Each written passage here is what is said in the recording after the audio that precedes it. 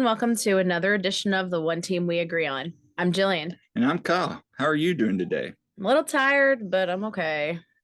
Yeah, that was a long weekend. I would say that it's been a long season. Very and long. and sadly it's come to an end with the Union's 1-0 defeat at FC Cincinnati this past Saturday. But even though the Union season has come to an end, we're still going to be recording, and we're happy you're here with us. So on today's show, we're going to be reviewing Jillian and I's trip to Cincinnati, kind of talk a little bit about the sights and sounds of the city. We got a lot of fun stuff to discuss there. We are going to cover the game, of course. Yep. You were in the supporter section. I was in the press box. And then again, even though the Union season is sadly over, we got a lot coming up during this off season. Yeah, we do. And you might recall that we actually started this podcast in the off season, and we had plenty of content during the off season. In fact, I know we had at least 10 episodes before we even had any games, because Stu was number 10. Oh yeah, we had more than that. Oh yeah, we had definitely more than that. So a lot coming your way, but before we get started, what are you wearing today? Okay, well, I don't think I've worn this yet on the pod, but this is the gray Union sweatshirt dress. Okay, and it's very comfy, so definitely recommend. I got it from the online team store.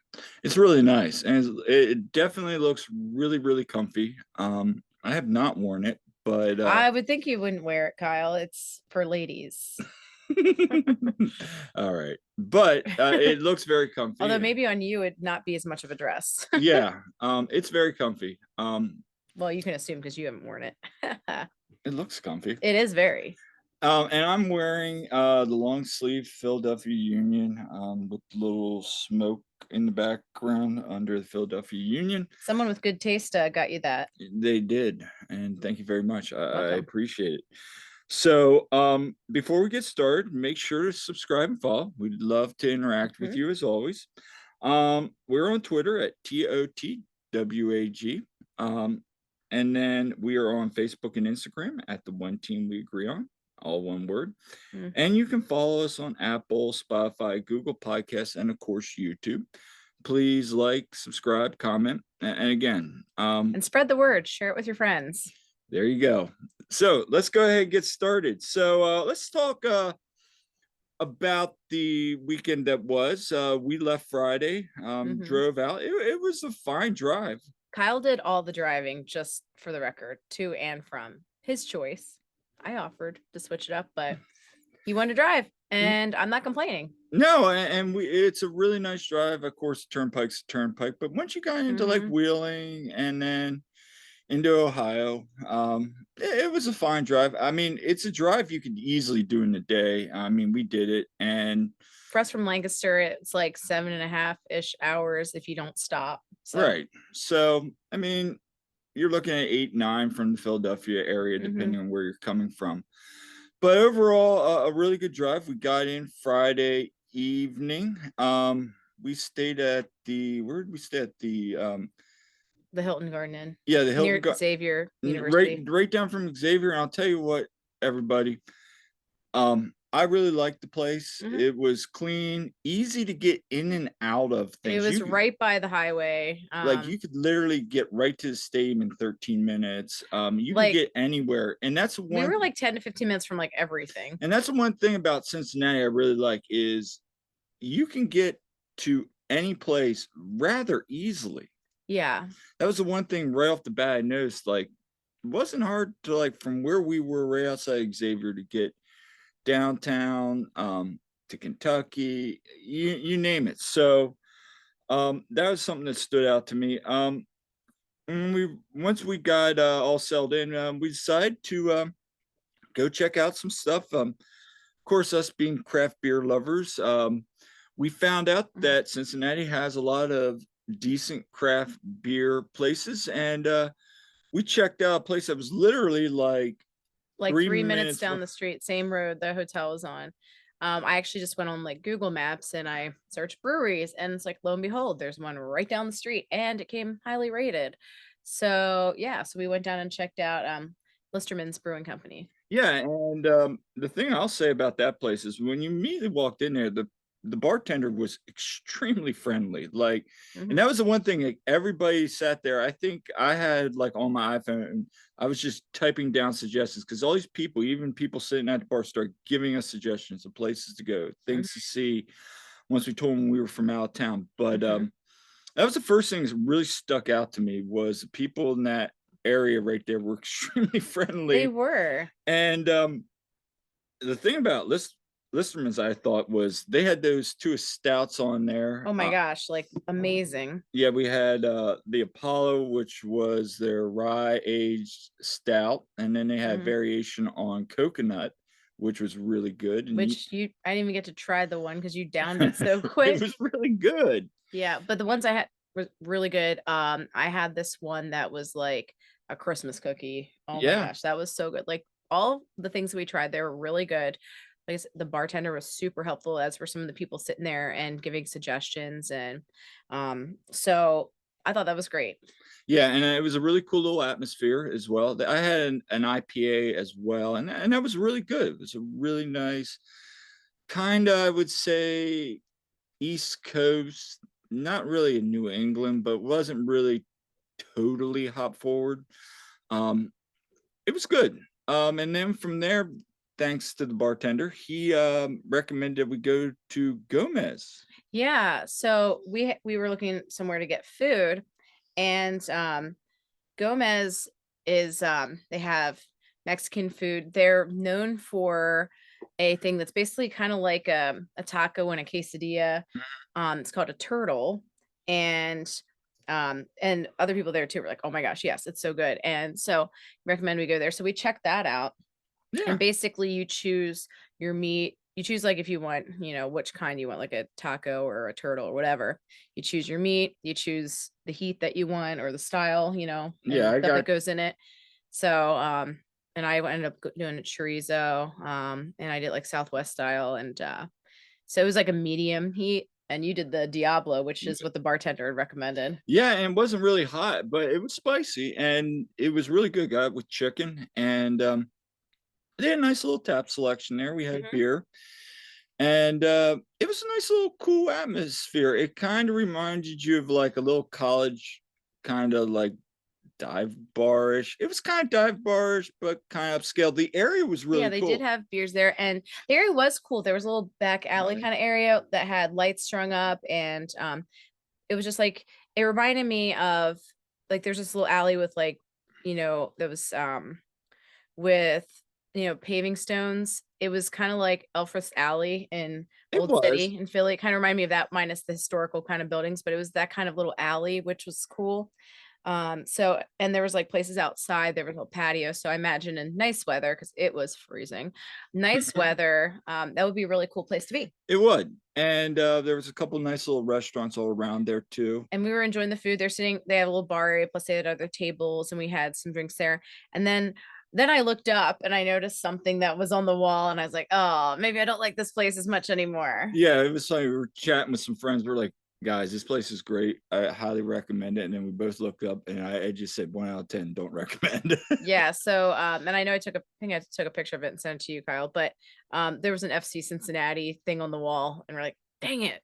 Well, and the funny thing is, the guy who was serving us, he was talking about it because he's like, "Oh, is there a game there tomorrow night?" And I'm like, "Yeah." He goes, "Oh man, thanks for telling me because I got where I guess they have a location near the stadium as Right. well."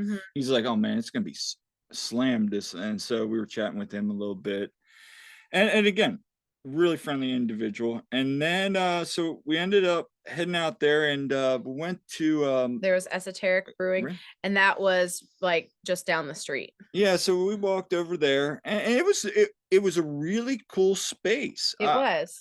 They had like a really nice front area. It was like Lots of little places you could sit, like couches and little tables and and things. then when I went to restroom, I wanted back. They had like a little gaming kind of sports area that overlooked like where they brewed the beer. Mhm. So when you walk in front, you're like, "Oh, this is a nice little place," but it's really big in the back too, Yeah. and And it was a Friday night though, and it was dead. Like everywhere was dead. it It was was. Friday night, and place was dead. Yeah, but what'd you think of the beers?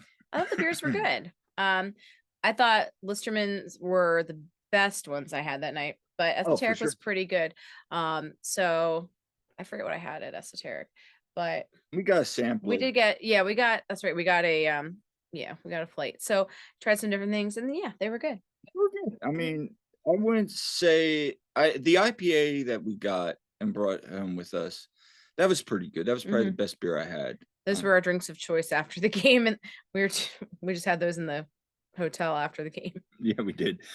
Um, and so that was our Friday. Mhm. Saturday we got up and we had a commenter, somebody that saw that we were in Cincinnati and Yeah, someone who's, in from Pennsylvania. PA, but is an FC Cincinnati fan and had been out there, I guess, and so recommended spots for us to check out. Yeah, and we went to Taste of Belgium. Yeah, so they have a few locations in the area. It was good. And they're known for like their waffles and they have chicken and waffles, which I love chicken and waffles.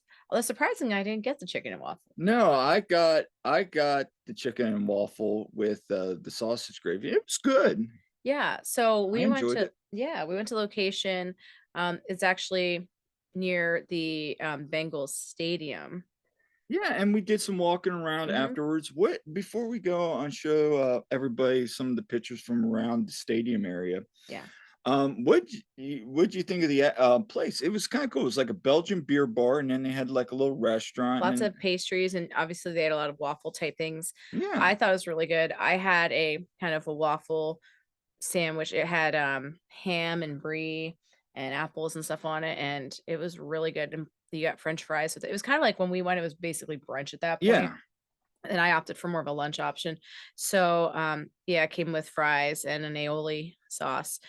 So it was really good. Definitely recommend. There's a lot of stuff on that menu that sounded really good that I would love to try still.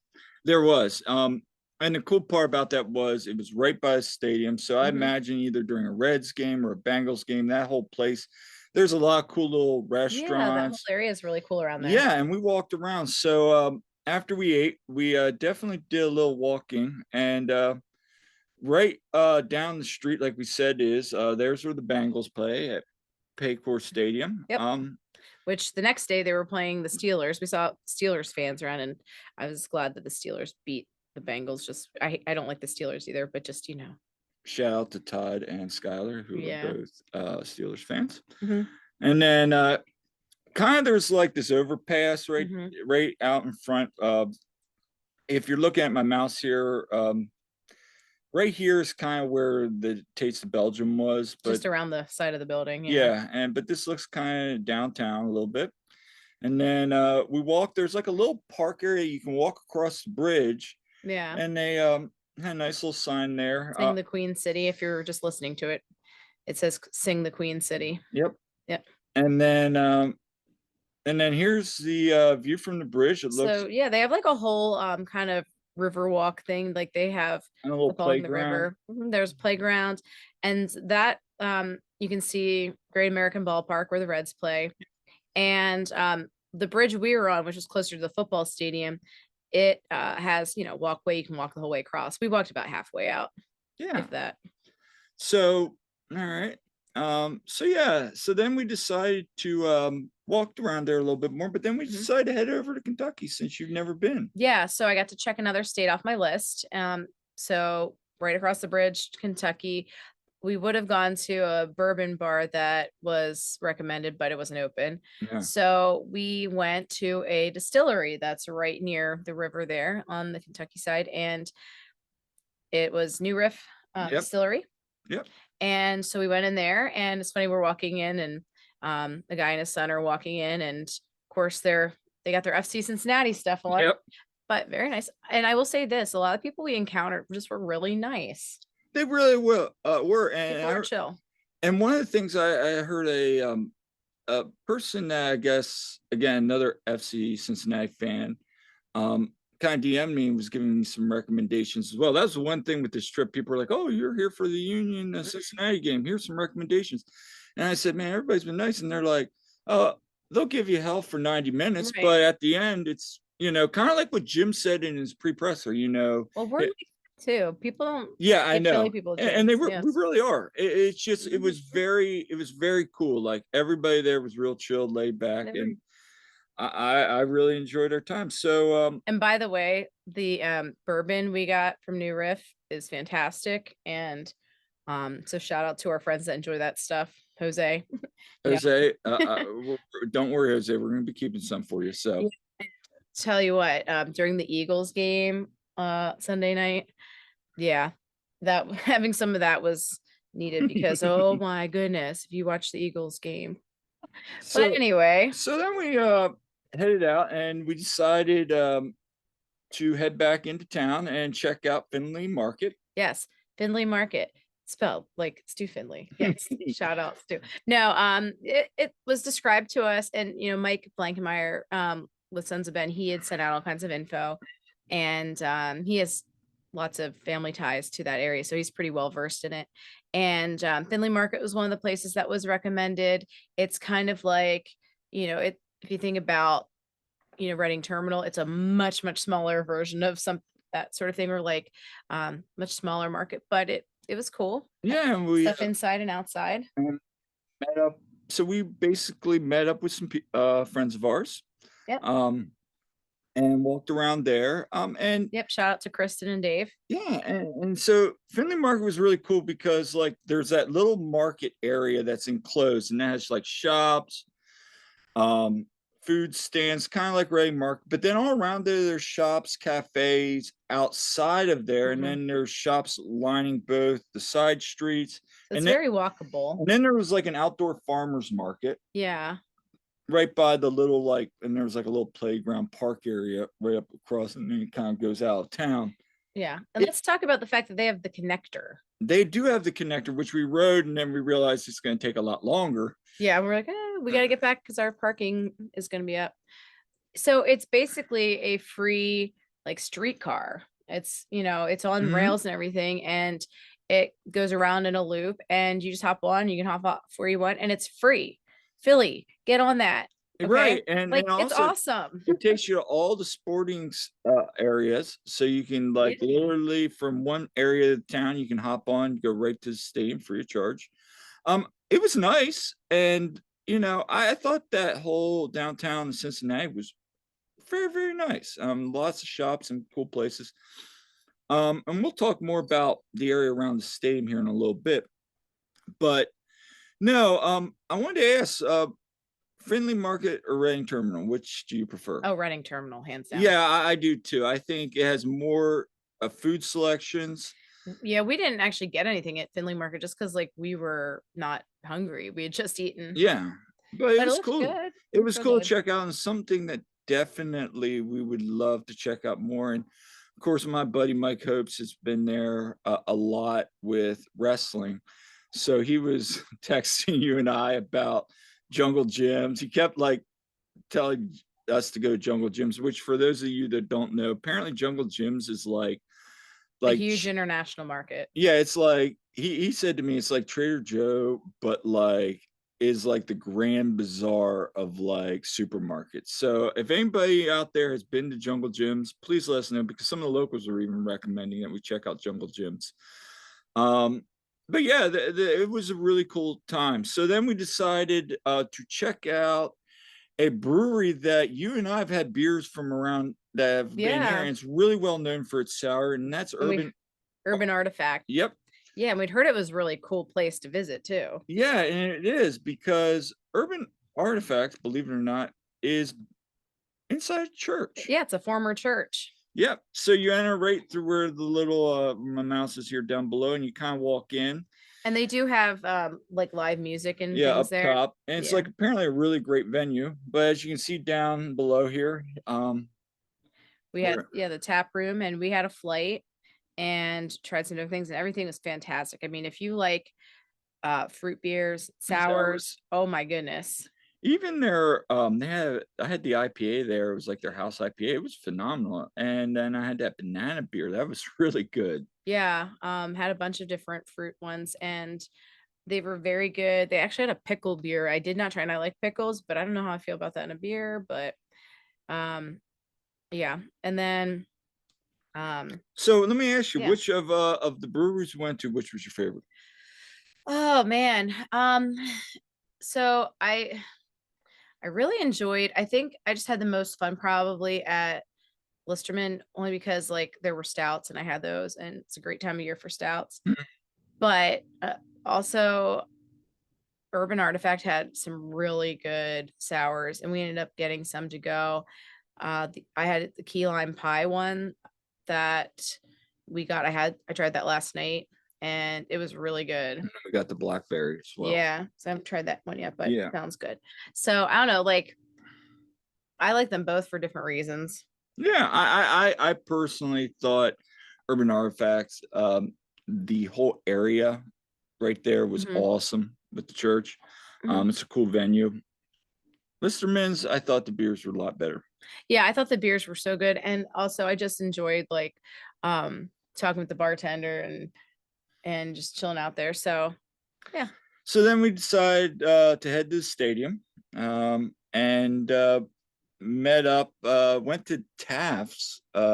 Yeah. So basically we Ubered in because we went back to the hotel. We Ubered in and we were meeting up with some people that we know, again, Kristen and Dave. We were gonna check out Taft's Ale House, which was way bigger than we realized when we first walked in. We're like, oh, there's actually 3 floors where they Yeah, are where they have food and drinks. And there were a lot of people there. And one thing I noticed is, there's so many places near the stadium and they're just filled with FC Cincinnati it fans. was. It was packed, and it was interesting because there was like all these shops and restaurants, and everywhere you Mhm. went, you just saw FC Cincinnati fans. The one cool part, though, like everybody was saying, you got to check out the porch. We walked by the porch. We were going to go in, but it Oh, the was, pitch, you I mean? mean, the pitch. Yeah, it was slammed. It was, and It it's was filled with like, Cincinnati fans. So I was like, no, I saw some Union fans when we in were there? looking in there. Really? There were some Union fans in Yeah, there, we didn't see but any. you could hardly even get in there. That was the Yeah. problem. Yeah, but as soon as we walked into Taft Ale House, there were actually some Union fans right inside the door. We're Yeah. walking, it's like, hey. But Wasn't one of them from Lancaster? yeah, Yeah. probably knows my sister. I guarantee like where he said he lived is like right by where some of Kendall's friends live. So yeah, So don't know. I mean, everyone knows my sister. So yeah, let's go into that. So we hung out around there and kind of walked around, and then Well, it was time to head to the stadium. So so this is where Kyle abandoned me and went to the stadium. No, we actually walked over to the stadium, but then yeah, earlier we and got these pictures. took a couple pictures here. Mhm. And that was us before. So All right. here, So this is where it's just me. Okay. And I so took this video. This is us gathering, like, we're just across the street from where the tailgate was for the people that did the Philly sports trips tailgate, which we did not do. But we met up there. Our friend Conrad and his son, and Kristen and Dave, and there were other people then as well, started gathering. So we kind of met up there on the corner, and then we did a march in. And the thing about the march was, well, we did our best trying to be loud. We didn't have any capos, and so this girl and me and a couple other people tried to kind of like lead it. mhm. And the problem was just the front and the back would get a little disconnected on the chairs and the chants. And so but we made the best we could. And so, of course, as we marched in, then we went around like kind of a parking garage, and there were FC Cincinnati fans around there, and Yeah, they start, like of course giving us crap, and we gave it back, just good yeah, natured, whatever. And so yeah, we marched in, and then we went up into the stadium. yeah. And so after I left you, I walked back because for those that don't know, where we showed the picture we took, that's the front where you went in, and there Mhm, in the front. Um, Media is all the way around. So I literally had to walk all the way around the stadium to the other mhm, side. And it's just like this little, like you kind of walk then through like gated parking lot and kind of walked right in. I saw Jonathan Tannenwald. Him and I walked in together. mhm. Um, and then you take an elevator up and you're in the press area. I asked him how many times he's been there, and he said this is actually the first time he believes he was there for a Union game. He's been there a lot for like US women and US men's games, but he said this was his first time Yeah. which actually I thought you'd been there before. But Yeah. So who from the union was, in the media there up in the press box? if I'm honest, it was me and Jonathan. That's That it. was it. Now I know I talked with Greg and I think Scott, they were thinking about going. And I know Todd and Jose, we had talked with them about going as well. But But I yeah, mean, Kyle and Jonathan Tanwell were the but I only mean, for union those guys, media people there. we're not tied to, we drove 8 hours out. I'm sure Jonathan flew out. But my thing is, where were Matt George I'm shocked though that you and two were the only Joe ones there. Tanzi? I mean, I thought they would be there. I Yeah. mean, that was the shocking thing. I thought there'd be more union press there. I think it's crazy that there weren't more there. I mean, for that game, yeah. I mean, I think now again, I know some people had some things they couldn't work out. Yeah, I mean, it's Thanksgiving weekend and everything. And so I'm not really knocking them. No, I'm just surprised that there weren't more there. No, but I think, I went out there to cover the game. And yeah, so this is a picture from inside the press box. It was nice. Really spacious, got down front row there. You had a plexiglass or whatever in front. Was it actually like not cold in there? They opened the top so we got some of the sound. So But you weren't freezing your butt off like I was. No. Yeah. And here's another picture. And then here's your picture from you. So I'm over here to your left. That we were on the top level there. And this is your view. Yeah, and so that is from where the away supporters were. So we were kind of up high and in the one corner. So yeah, that was our view. And of course the little roof kind of covers everything. So and then this is me taking a picture of you guys up there. Yeah, and we had definitely over 100 people there when all said and done. Yeah. And then I want to take some video. This is kind of just a real quick little video I took of like when they were setting off the fireworks and ending the light show. And then here is when the teams are marching out. And as you guys can hear, the only thing I didn't like is you really couldn't hear anything.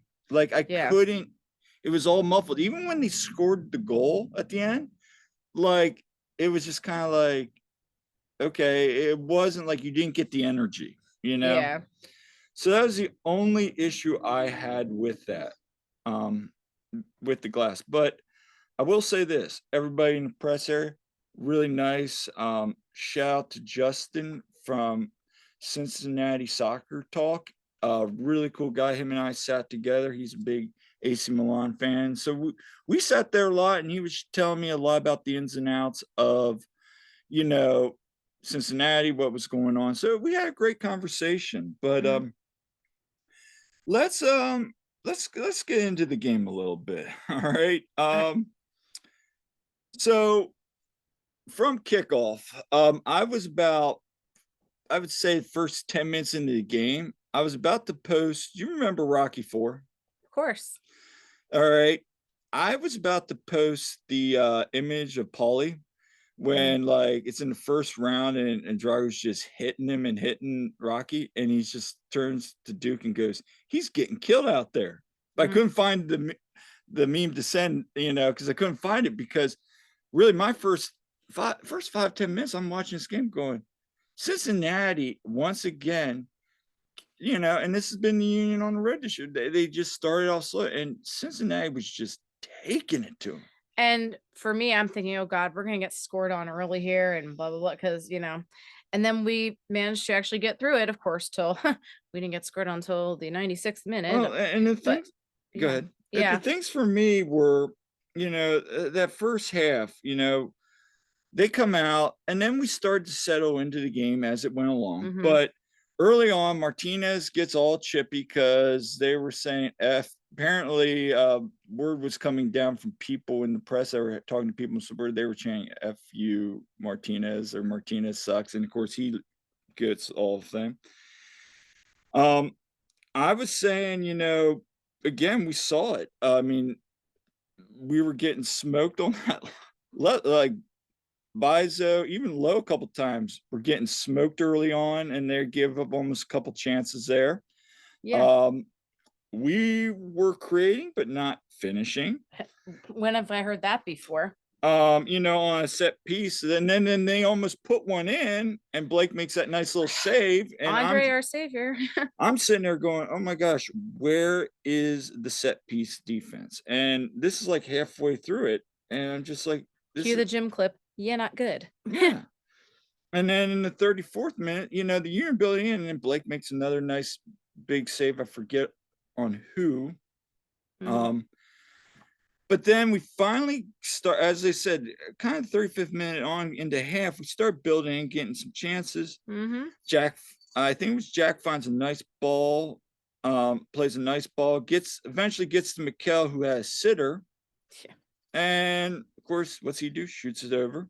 There was another set piece. Nate got a head on the ball, but shot over wide. So again, we were creating chances, and that's what I was saying. And then there was a play. Biza, one of his few really nice plays, makes a run up the Oh side, yeah. crosses in. There's no one there. No one there. Set it up perfectly. And I will say this: that has been one of the biggest issues with this Union team compared to last year. And when we get to our season end review show, I pulled up a stat. And I will just say this, and I'll show the numbers at that time. But the Union created chances this year. In fact, we took as many shots this year as we did last year. The difference? Shots on target. We were hitting the target at a higher rate clip this year than we did than we did this year. So, and that's what we got. We were making the chances, and I was saying that to Todd as I was walking out of the stadium. The chances were there. I mean, there were times that Cincinnati was giving us the top of the 18 to shoot, and we were not shooting the ball.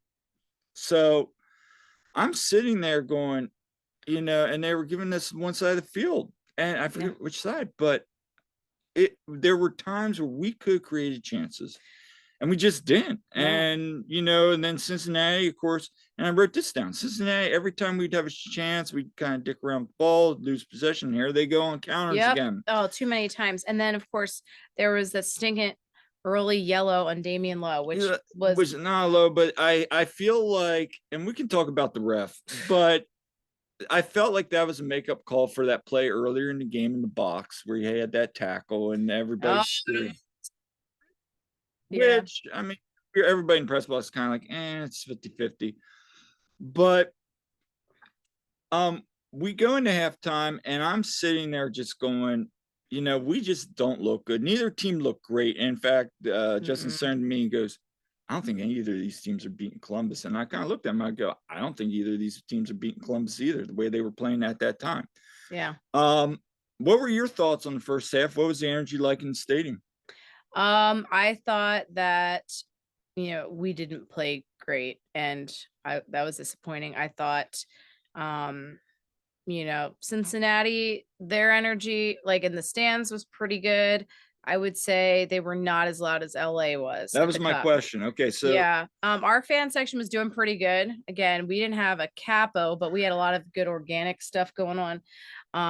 And a couple of the Ben's Bastards who are in the 136, they're in 136 normally with us, just down below us, and like they were starting some stuff. Some different people were getting stuff going, so I thought our section did pretty well. And of course there was a good-natured heckling between our section and the Cincy fans that are in the next section. It wasn't like how it is when we play like NYC, when it's just like all out, warfare there. But yeah, so that was my thoughts. I thought, just it was so lackluster that first half.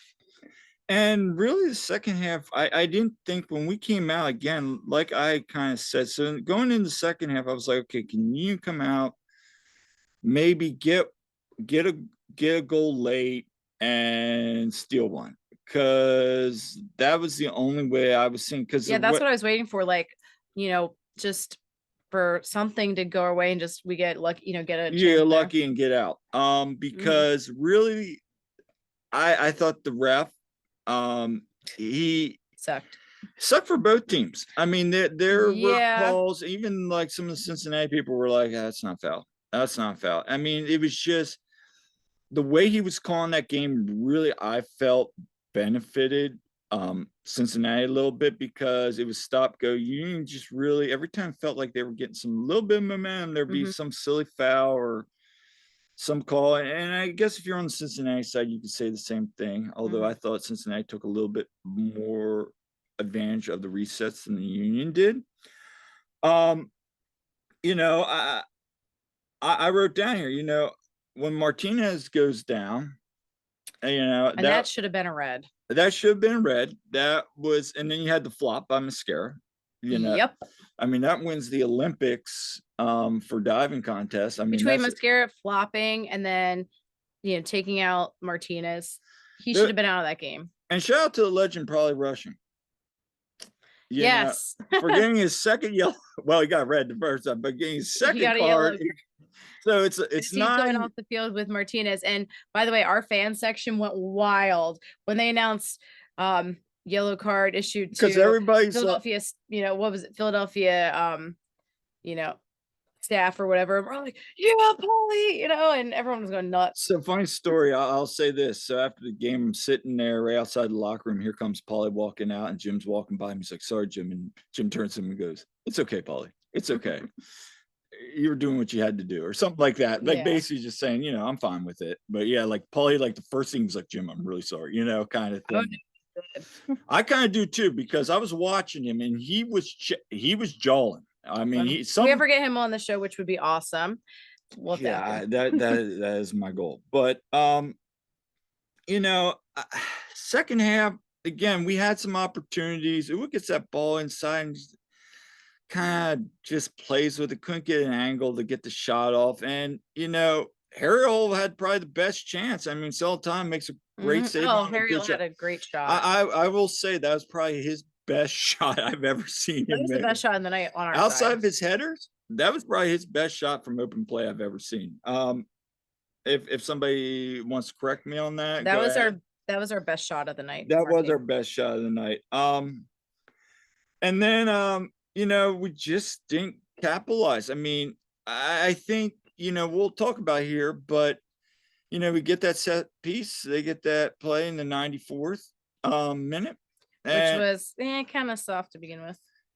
It was, but they get the piece, ball goes in. And let's, before we talk about the offsides, again, nobody had, and Jimmy even said, nobody had a marker on those players. And yeah, you know, what, you know. And he got right in. And as soon as that ball dropped right there, I'm like, that's game. And it went right in. Offsides aside, that was not good on our part anyway to allow that. That's what's happened to the Union all year at times. I mean, just late games, we have like bad plays. So, I mean, something's got to change there, because last year, I mean, we gave up some, obviously, on restarts. I mean, let's not talk about the restart that gave up that goal. Oh my goodness. Okay, seriously, we've gotten burned twice now. And you could technically, I think the third goal, the game in the COVID game, I think was off a restart too. Wasn't it when? Well, didn't that happen? Bizo, like yeah, but it was off a restart. And he got restart. I couldn't even remember it. I believe it was. If somebody wants to correct me on that, please. By the way, yeah, that 2 years ago today was the Eastern Conference semifinal against Nashville when we won in PKs. Yeah. And if any of you guys see my personal Twitter, my background is Andre, you know, celebrating and from that game. And so my question is, was it offsides? Yes.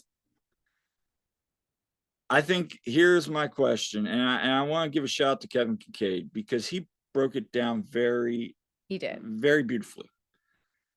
It's not even about did the Union deserve to win or not. Think about, and if you haven't, go back, check his Twitter feed. He has his video on there. It's excellent.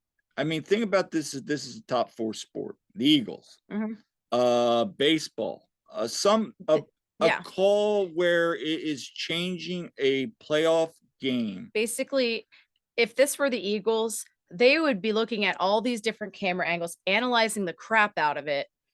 Okay. But not only that, let's say they don't. Let's say they look at just one camera and then they come back and say, oh, no, that's a touchdown.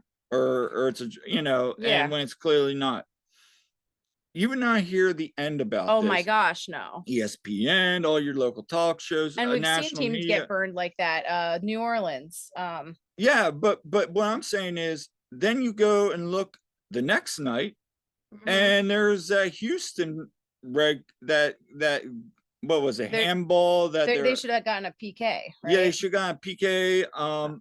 Somebody saw the video, but some people were like it was a dog, so that's a red, Yeah. and they really don't do anything there. So that's 2 nights in a row. Yeah. The MLS has missed calls. And look, we're not here to say we know what the right call was.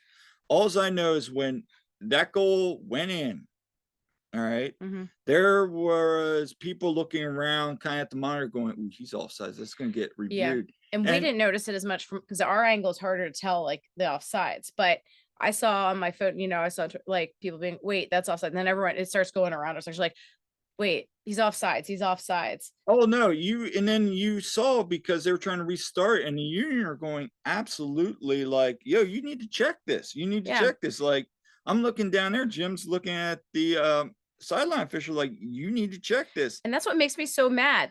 They could have done a thorough check of it. If they check it and they do a good, job of checking it and it's deemed to be okay, it was a good goal, or whatever. Okay, I can live with that. But the fact is, it's utter crap that they did not do a thorough VAR check of that when it is at the end of this game. It is a champion, it's a semifinal. Right. The season is on the line and it's utter crap. It is. And here's what gets me.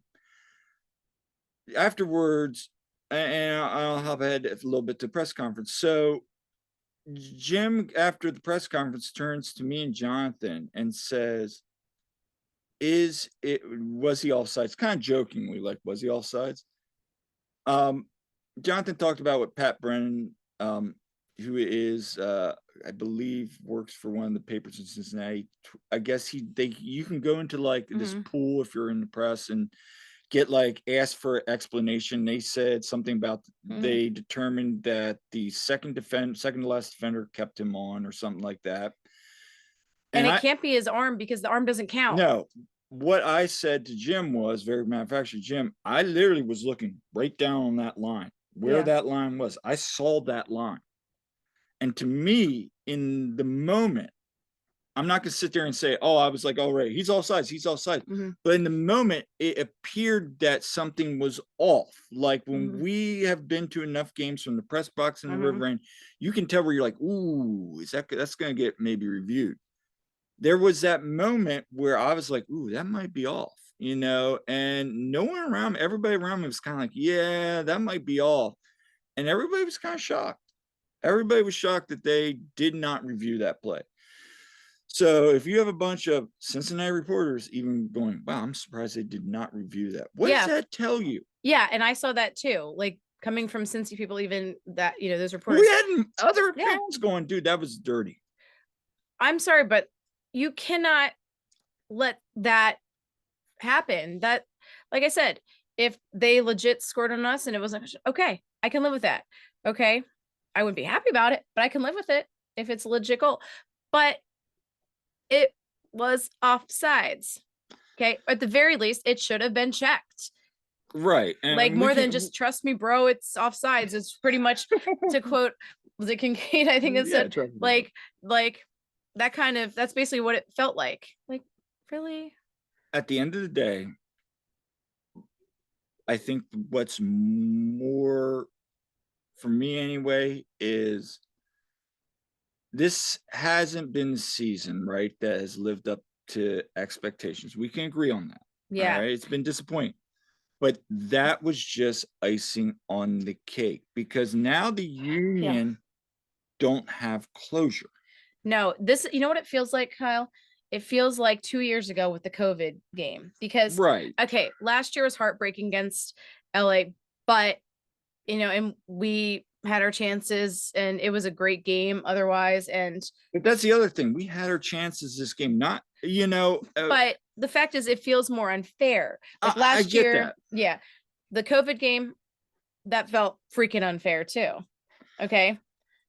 I think at the end of I'll say this, and I know people are probably going to say we didn't deserve to win that game, and I'm fine saying that. Yeah, I mean, we weren't playing But great we didn't deserve to lose that game the that way. way we lost that Yeah. game.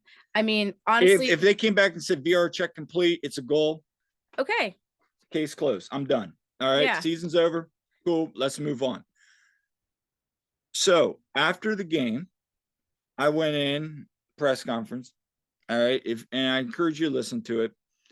I had a whole bunch of questions. One of them being the ref's performance, one being about the offsides call, what they were seeing on the field,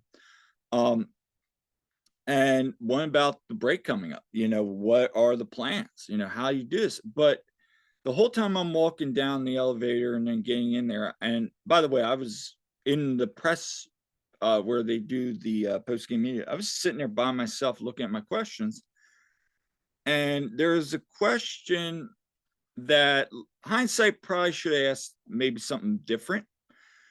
But I just wanted to know, because Jim's going on and he's talking about the game and this and that.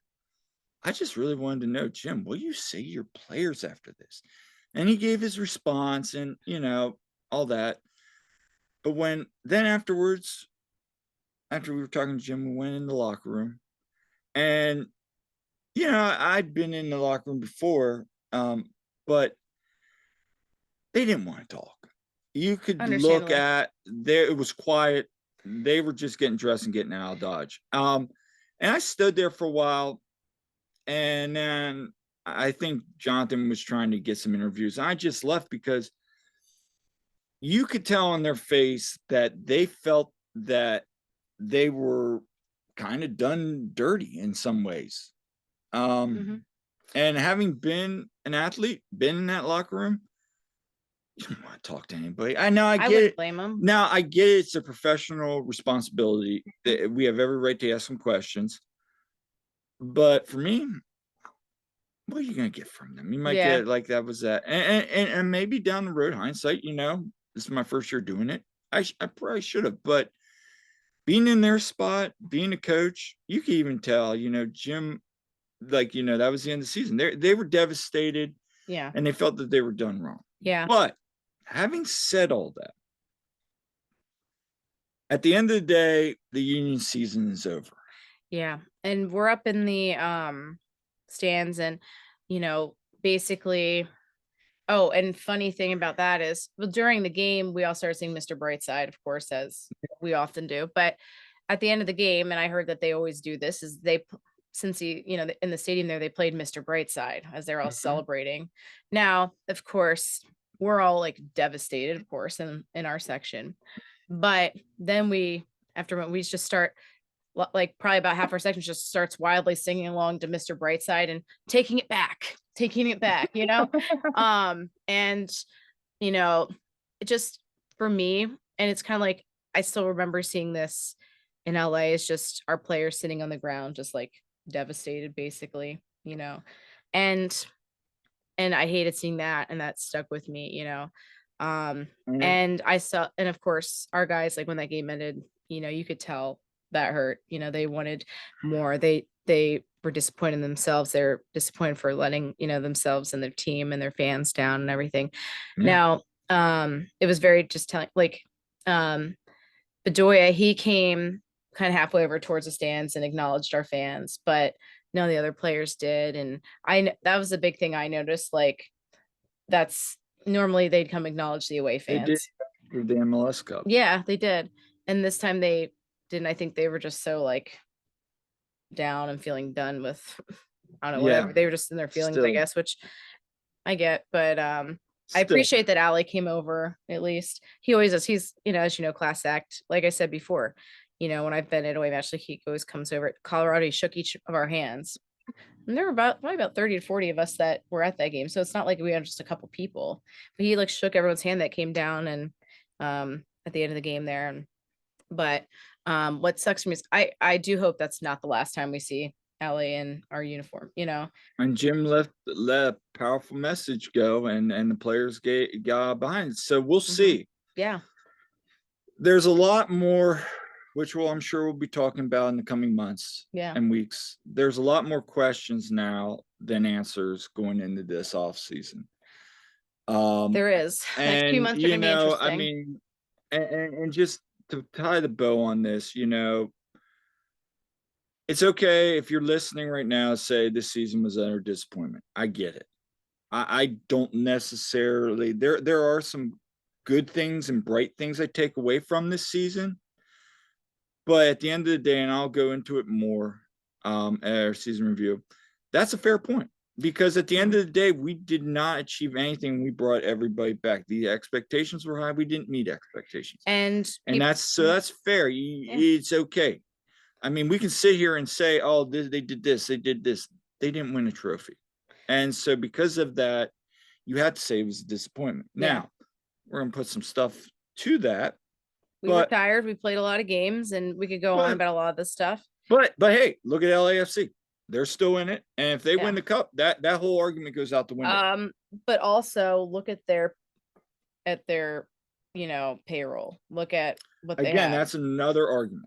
That's a whole other thing. But it's definitely, like I said, disappointing. And for those of you listening who are also Phillies fans, it kind of feels like how we did after we choked and lost to Arizona. That's a fair point. We're expecting to go back and maybe go win that World Series. Did I think we were going to go win the cup this year the way we've been doing this season? But I thought, especially with Cincinnati missing a couple people, that maybe we had a shot. If we could get through them, then who knows? But well, that's how it went. And now we have lots of questions for the off season, and and the next season will be here before you know it. Yep. I mean, it's funny how we were freezing our butts off at the beginning of the season. Here we are freezing our butts off. Well, at least I had multiple layers on, by the way, and my toes were like frozen. I had 2 pairs of socks on and boots. I had like 2 layers of pants on. I had like probably 4 layers of tops on, and gloves and the whole thing. And I was still cold. But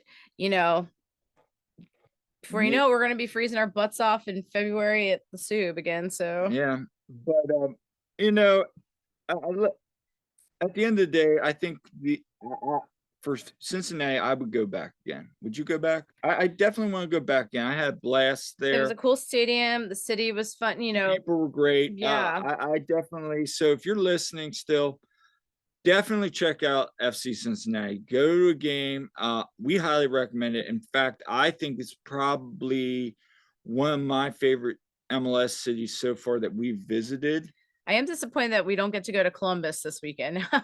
We had talked about going to that. But hey, at the end of the day, we get to, at least, now have some time to regroup and go forward. So I'll be interested to see coming up, with some of these deadlines, what moves Union make, what Jim says in his postseason press conference. But again, a lot more questions than our answers at this point. But let's not end on a negative note. We got some questions. We got some people actually did. First off, Mike Barrera wants to know, what is your favorite artifact or item that you didn't purchase this year? Yeah, he basically asked, which apparel or accessory do I regret not getting this year? So what's okay? So I'd have to think hard on that, because to be honest, things that I saw that I liked, and to your annoyance at times, I went and got. Yeah, you did. Yeah, I mean, I waited a while on getting the concert shirt. I would have regretted it if I didn't get it. I have no regrets about getting that one. I do love that one. And I got most of the tops that they put out, like the jerseys. And the only one I didn't get was the Love Unites one, which it's nice, but I don't really regret not getting it, just because I mean, it's nice, but it's and I don't regret not getting the Captain America one, because like I said, it just looks like wallpaper for my MacBook. But anyway, probably the one that I do like that I didn't get was, and it's in like the team store, is it's like the black sweatshirt and it has like PHL on it or whatever. I like that one. You know, it has like kind of yeah, it's just like that. I do like that one. There was also, I was just waiting for things to get like cheaper. The jacket that I got is actually way cheaper now, go figure. But um also there's like more of the kind of cream colored Union sweatshirt that I know some people got, and it's really cute.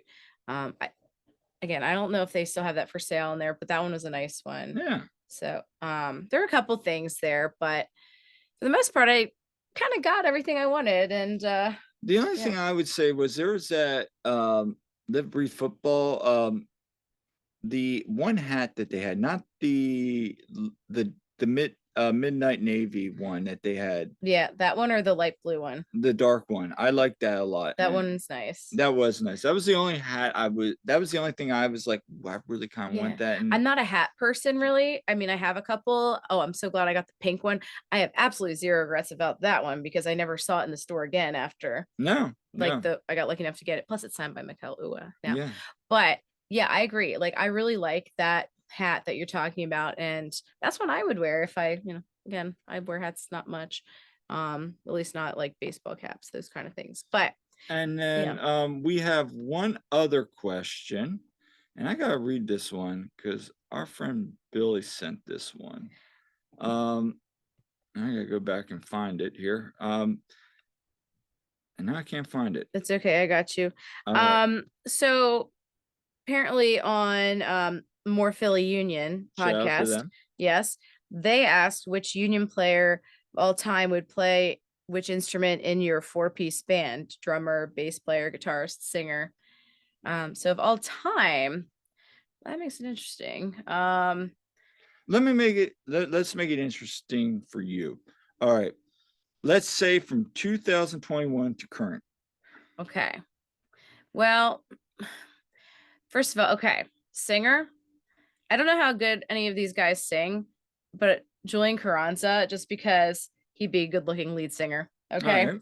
Okay. All the ladies would love him. He's cute enough to be in a boy band, So why not? I'd love to know if he has any singing ability, to be honest. Okay. Um, for guitarist, I have no idea if these guys actually play, but you know what? Jacob Glesnes, he is this big, sexy Norwegian. Okay. See, I'm thinking him more for He could bases. be bass or guitar. I'm saying bass. Yeah, bass. He's bass. Yeah. Yeah. Because yeah, I mean, come on now. He could be definitely in a band. Now I know for a fact Andre Blake can play the piano. If we were discussing a keyboardist or pianist of some sort here, it would be Andre. But I feel like Andre could keep a beat. I feel like he could play drums.